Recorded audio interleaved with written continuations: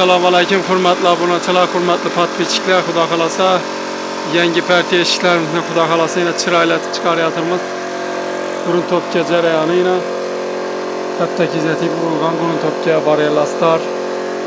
Yan boshlari paxlari yiqilgan abzatimi e'tibor beraverasizlar. Sistemda 8lik narsadan ishladik. Yine oyma variantı Xudo xolasa ishlab turibmiz chiroylatib. Yine Xudo xolasa yine bir yandan göz bakamiz. Buna Xudo xolasa kilay bulgam üstünden. Akkıras yoruldu buna. Kırıladı bu üstünde. Kümüs sivit berilerden kırıladı. Xudo xolasa chiroylatib ustanıp ketip beramiz taxlab. Murojaat qilaverasizlar. Bandayla alışlıkları obunachilar alışlıklarına yine chiroylatib chiqarib turibmiz.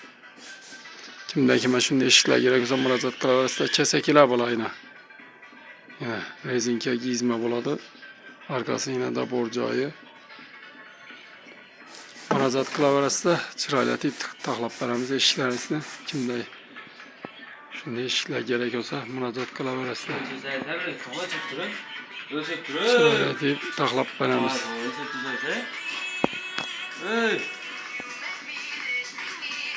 Murojaat qilaveringlar, ekranda telefon nomer qo'yamiz.